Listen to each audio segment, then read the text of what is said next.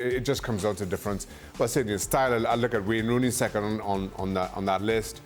Wayne was more aggressive type striker, but in terms of pure goals, you liken him to Lineker or Greaves. I mean, that record speaks for itself. I mean, Harry Kane certainly has been everything that England needed him to be. Robbo?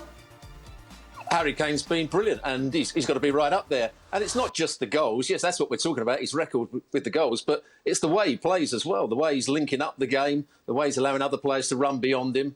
I thought he was key again tonight. Yes, he got the ball taken off him a few times in the second half. In the first half, his link-up play was excellent. He can see a pass, and he's scoring goals. And he's been an outstanding player for England and Tottenham over the last 8 years or so.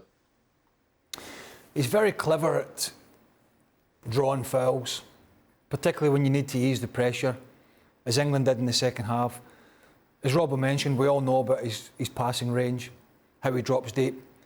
There's very, very few, if any, current players do that. Benzema does it a little bit, probably more than Lewandowski if we're looking at the top strikers.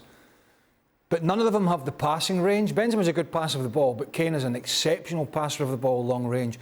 That's unusual for a guy who's prolific as a goal scorer. And so there is no getting away.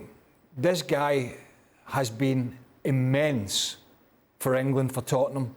And it's one of the things that stirs the debate up about why and is he going to make this big move?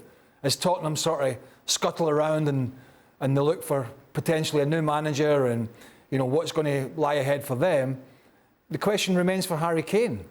But for Gareth Southgate, he knows exactly what he's getting. He's getting a playmaker, he's getting a winner, he's getting a goal scorer. And also, bearing in mind what happened to him against France with the penalty, he's got a player who's more than prepared to have the responsibility of his nation.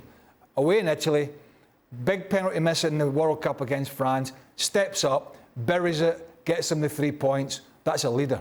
Absolutely. Gab, I wonder what the talk is in London of his future as a player for club.